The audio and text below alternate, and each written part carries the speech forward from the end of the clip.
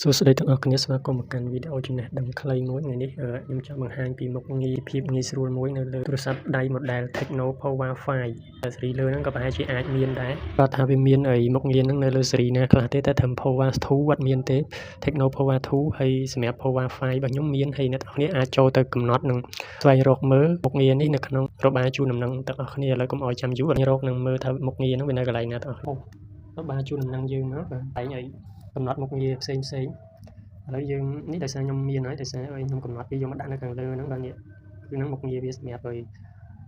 ផ្ដល់ភាពងាយស្រួលក្នុងការបកប្រែនៅលើផ្ទៃកម្មវិធីគ្រប់ផ្ទៃកម្មវិធីឬក៏រូបភាពឲ្យតែមានជាអក្សរយើងអាចបកប្រែទៅតាមភាសាដែលយើងកំណត់មកអញ្ចឹងបកពីអង់គ្លេសចិនមកខ្មែរពីខ្មែរទៅចិនទៅអង់គ្លេសទៅវៀតណាមអីចឹងទៅការកំណត់នៅក្នុងsetting របស់មុខងារហ្នឹងទូរស័ព្ទអ្នកទាំងអស់គ្នាអត់មានឬក៏អត់ដឹងថាមានមិនមានយើងសម្រាប់ចាត់ Tecno Power 5វាមានមុខងារកន្លែងនេះសម្រាប់យើងចូលទៅបូកឬក៏បន្ថែមបន្ថយនៅមុខងារវាមានប្រមាណគឺនៅក្នុងហ្នឹងទាំងអស់ហើយបើវាអត់មានបើអ្នកទាំងអស់គ្នាចូលទៅទូរស័ព្ទ model ខ្ពស់ជាងហ្នឹងឬក៏ model ដូច Power 5ហ្នឹងយើង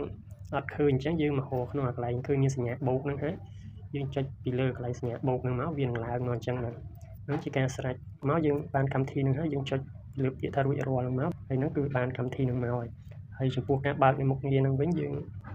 អាចប៉ះវាជាប់កន្លែងហ្នឹងបើវាអត់មានបើកគ្រីសកន្លែងនេះទេយើងបើកគ្រីសកន្លែងនេះទៅទៀតគឺយើងអាចចូលមកក្នុងកន្លែងនេះបាទកន្លែងការកំណត់បន្ថែមនេះបាទបន្ទាប់មកយើងបើកកន្លែងនេះអត់មានបើកគ្រីសយើងបើកគ្រីសវាមកព្រោះបើកគ្រីសកន្លែងហ្នឹងបានយើងបកនៅលើផ្ទៃកម្មវិធីឬរូបភាពផ្សេងបកភាសាបានគ្រប់កន្លែងជាជំរើសនៃការបកផ្សេងទៀតដូចជាការសន្ទនាបកប្រែនិងបកប្រែតាមរយៈរូបឬក៏បកប្រែតាមរយៈសំឡេងអីចឹងឥឡូវខ្ញុំសូមថយចេញមកវិញដោយសារយើងកំណត់វារួចហើយខ្ញុំនឹងធ្វើការចូលទៅផ្ទៃណាមួយដើម្បីទៅបកបានទាំងអស់នៅក្នុងសម្រាប់ក្នុងមនុស្សយើងហ្នឹងក៏បកបានលើរូបភាពឬក៏ website ឬក៏អីកន្លែងណាឲ្យទៅក្នុងហ្នឹងគឺយើងអាចកំណត់ចូលទៅបកបានទាំងអស់កម្មវិធីមួយដែលមានភាសាអង់គ្លេសចុះដូចកន្លែងណាដែលយើងអត់សូវចេះអង់គ្លេសអញ្ចឹងយើងអាចធ្វើការស្កត់ប៉ះម្រាមពីរឲ្យជាប់លើអេក្រង់មួយសន្ទុះឲ្យយើងអូសចុះគ្រាប់មកវាអាចអូសចឹងមកនេះបាទហើយយើងអូសធ្វើម៉ានគឺវាបកទៅហ្នឹងហើយយើងអូសកាន់តែវែងវាបកកាន់តែវែងដល់តែកន្លែងហើយយើងក្នុងការបកកំណត់ភាសាហ្នឹងយើងអាចចូលទៅកំណត់នៅក្នុង setting នេះកំណត់ភាសាណាដែលយើងកំណត់ឲ្យបកដូចកម្មវិធី translate ចឹងតែប៉ុណ្្នឹងទេហើយយើងចង់អូសមកឲ្យបកទៀត